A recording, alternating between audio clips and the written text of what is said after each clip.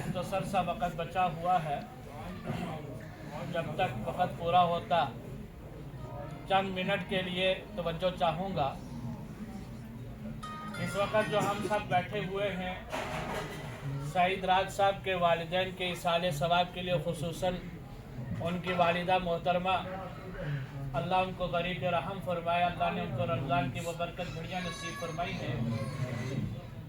वालिदैन का जो मकाम और मर्तबा है ये इतना बुलंद और बाला है कि एक सहाबी रसूल हुजूर अकरम सरवर दो आलम सल्लल्लाहु अलैहि वसल्लम के पास आए और फरमाने लगे, या रसूलल्लाह सल्लल्लाहु अलैहि वसल्लम, मैंने अपनी वालिदा को अपने कंधे पे बैठा के हज करवाया।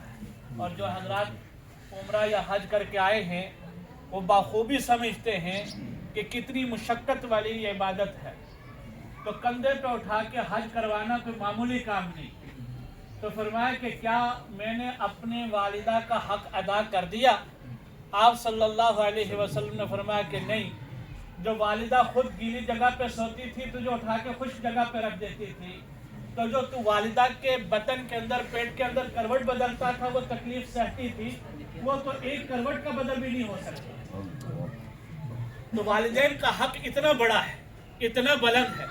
इसीलिए अल्लाह जल्ल शानुहु ने जहाँ अपनी इबादत का जिक्र किया, वक़ज़ा रब्बुका अल्ला तअबुदू इल्ला इय्याह, कि अल्लाह का ये फैसला है कि सिर्फ अल्लाह की इबादत हो सकती है, किसी और की नहीं।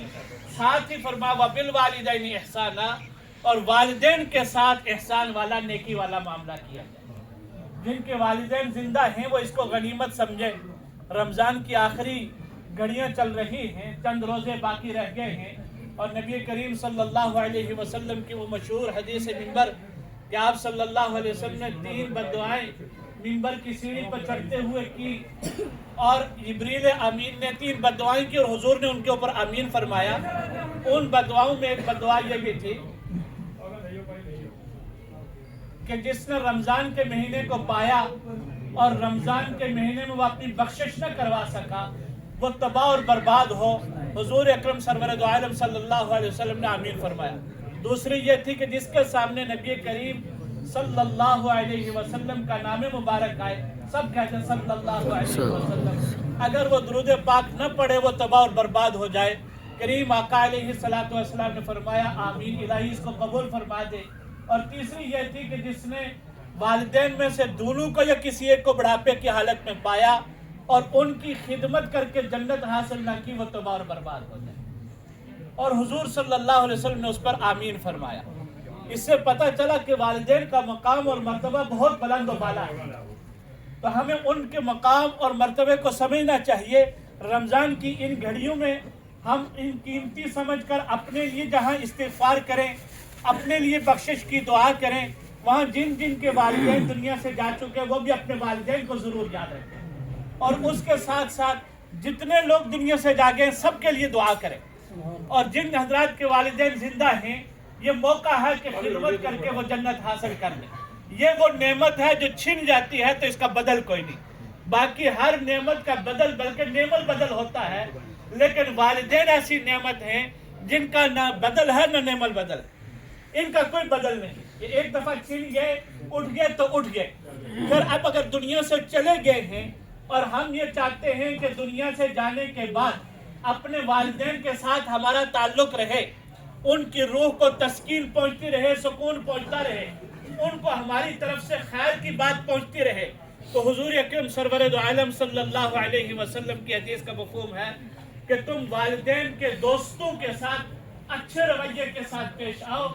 इससे आपके वालिदैन की रूह को सुकून पहुंचेगा। जो उनके साथ उठते बैठते थे, जो उनके साथ चलते फिरते थे, उनके साथ हमारा रवैया हो। और हजरत खदीजतुल कुबरा रज़ी अल्लाह तआला अन्हा के साथ नबी करीम सल्लल्लाहु अलैहि वसल्लम को बड़ी मोहब्बत का ताल्लुक था। जब तक वो आपके निकाह में रही है हुजूर सल्लल्लाहु अलैहि वसल्लम ने दूसरा निकाह नहीं फरमाया। तो हजरत खदीजतुल कुबरा रज़ी अल्लाह तआला अन्हा का जब इंतकाल हुआ तो आप उनकी सहेलियों को बुलाते थे और उनको घर में बुलाकर खाना खिलाते, उनके साथ अच्छे सलूक से पेश आते, कभी उनके पास हदिया भेजते।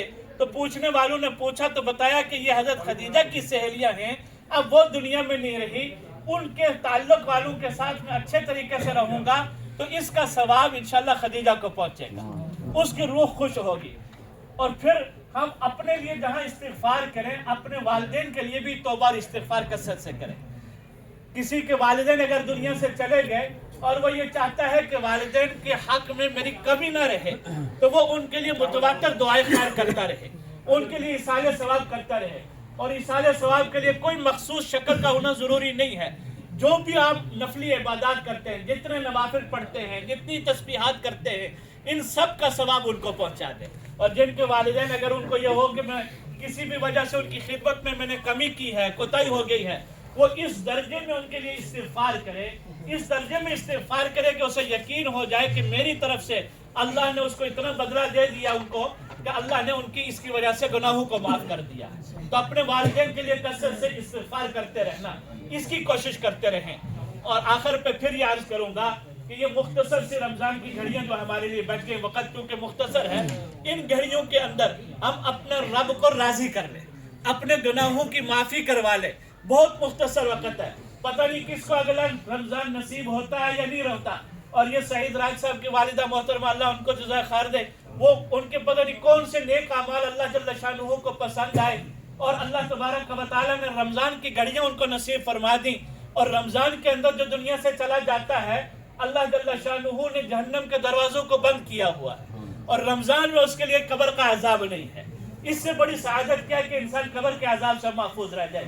اللہ کرے ہمیں بھی رمضان کی ببرکت گھڑیاں نصیب ہوں، ہمیں بھی ایسی موت نصیب ہو جس سے ہم اللہ کے سامنے حاضر ہوں، ہمارا رب ہم سے خوش ہو، حضور صلی اللہ علیہ وسلم ہمارے لیے سفارشی ہو جائے، اس طرح کی زندگی گزار کے دنیا سے جائے، اس طرح کی زندگی اللہ پاک ہمیں نصیب فرمائے۔ اس کے لیے رمضان میں اللہ سے مانگیں، یا اللہ تو ہمیں ایسی زندگی گزارنے کی توفیق دے جو تیری منشا کے مطابق ہو، ایسی زندگی سے محفوظ فرما دے جو یا اللہ میری خواہشات اور شیطان کے طریقے کے مطابق ہے، اس سے مجھے بچا دے۔ یہ مانگنے کی چیز ہے۔ اے اللہ تو معاف کرنے والا ہے اور تو معافی کو پسند کرتا ہے، یا اللہ میرے گناہوں کو بھی معاف فرما دے۔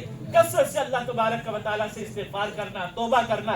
اور اگر اس سے پہلے نماز نہیں پڑھتے تھے، آج ہم یہ سارے نیت کر لیں، انشاءاللہ آئندہ نماز پابندی سے پڑھیں گے۔ کوئی پتہ نہیں کس کی زندگی کب ختم ہو جائے۔ آتے ہوئے تو ایک ترتیب ہے، جانے کی کوئی ترتیب نہیں ہے۔ ہمارے پاس کوئی وقت کی انتہا کا ہمیں علم نہیں کہ کس وقت ہماری سانس کا یہ دورہ ٹوٹے گا اور کس وقت رب کے حضور پیش ہو جائیں گے۔ اس سے پہلے اپنے گناہوں سے معافی مانگ لے، اور گناہوں سے توبہ کرنا یہ اللہ کو بہت پسند ہے۔ اتنا پسند ہے کہ ایک صحرا میں ایک آدمی، اس کی سواری ہو اور اس کی سواری کے اوپر سامان رکھا ہوا ہو، جس کے اندر پانی بھی ہے، سارا کچھ ہے، وہ تھوڑی دیر کے لیے آرام کرتا ہے اور نیند میں سو جاتا ہے۔ اٹھ کے دیکھتا ہے کہ وہ سواری اس کی گم ہو چکی ہے۔ وہ بڑے چکر لگاتا ہے، نہ پانی ہے نہ کھانے کی کوئی چیز ہے، شدت کی گرمی ہے اور پیاس کی شدت اس درجے کی کہ موت کی انتظار میں لیٹ جائے اور کہے کہ ابھی موت کا فرشتہ آئے گا اور میری روح پرواز کر لے گا۔ اتنے میں آنکھ کھولتا ہے تو دیکھتا ہے سواری سامنے کھڑی ہے۔